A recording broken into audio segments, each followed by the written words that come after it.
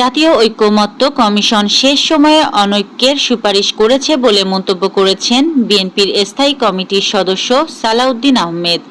মঙ্গলবার সন্ধ্যায় সচিবালয়ে আইন উপদেষ্টার সঙ্গে বৈঠক শেষে সাংবাদিকদের একথা বলেন তিনি। জাতীয় নাগরিক পার্টির আহ্বায়ক নাহিদ ইসলাম বলেছেন, জুলাই সনদ বাস্তবায়ন সংক্রান্ত আদেশ বৈধতার প্রেক্ষাপটে প্রধান উপদেষ্টা ডক্টর মোহাম্মদ ইউনূসের স্বাক্ষরে প্রকাশ করতে হবে। রাষ্ট্রপতির আদেশ বৈধ বা জনগণের কাছে গ্রহণযোগ্য হবে না। এনসিপির রাজশাহী বিভাগের ৮ জেলা ও মহানগর সমন্বয় কমিটির আহ্বায়ক ও সদস্য সচিবের সঙ্গে সাংগঠনিক কার্যক্রমের আগে রাজশাহীর পর্যটন মোটেলে মঙ্গলবার দুপুরে নাহিদ এসব মন্তব্য করেন। জুলাই সনদ অনুযায়ী সংবিধান সংস্কার পরিষদকে সংবিধানে পরিবর্তন আনতে হবে। সেক্ষেত্রে চাইলেও আগামী জাতীয় সংসদ তাদের ইচ্ছামতো সংবিধানের পরিবর্ধন, পরিমার্জন, সংযোজন, বিয়োজন করতে পারবে না, এমনটি জানিয়েছেন জাতীয় ঐকমত্য কমিশনের সভাপতি অধ্যাপক আলী রিয়াজ। এস আলম গ্রুপের চেয়ারম্যান মোহাম্মদ সাইফুল আলম ও তার স্বার্থ সংশ্লিষ্টদের নামে গাজীপুর ও কক্সবাজারে থাকা ১৪২২ বিঘা জমি জব্দের আদেশ দিয়েছেন আদালত। হাইকোর্টে আগাম জামিন চাইবেন চিত্রনায়ক সালমান শাহকে হত্যা মামলার ১ নম্বর আসামি সামিরা হক। হিজাব নিয়ে রাজশাহী বিশ্ববিদ্যালয়ের গণযোগাযোগ ও সাংবাদিকতা বিভাগের অধ্যাপক আল মামুনের বিতর্কিত মন্তব্যের জেরে ক্যাম্পাসে অস্থিতিশীল পরিবেশ সৃষ্টি হয়েছে। গতকাল সোমবার রাতে তার বিরুদ্ধে বিক্ষোভ করেন শিক্ষার্থীরা।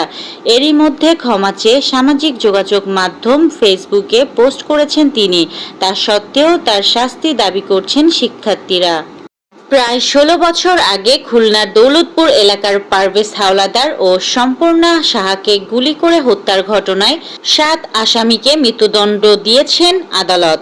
পাশাপাশি তাদের প্রত্যেককে ৫০,০০০ টাকা করে জরিমানা করা হয়েছে। আজ মঙ্গলবার বিকেলে খুলনার অতিরিক্ত মহানগর দায়রা জজ প্রথম আদালতের বিচারক সুমি আহমেদ এর রায় ঘোষণা করেন। ইউরোফাইটার টাইফুন জেট কিনতে যুক্তরাষ্ট্রের সঙ্গে প্রায় $১১ বিলিয়ন চুক্তি স্বাক্ষর করেছে তুরস্ক।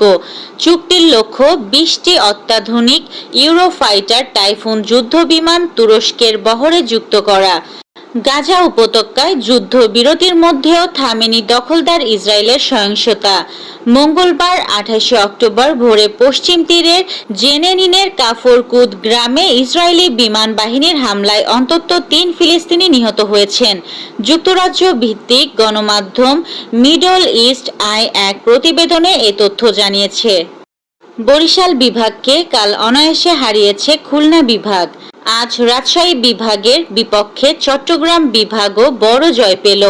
জাতীয় ক্রিকেট লিগে প্রথম রাউন্ডের বাকি 2টি ম্যাচ হয়েছে ড্র।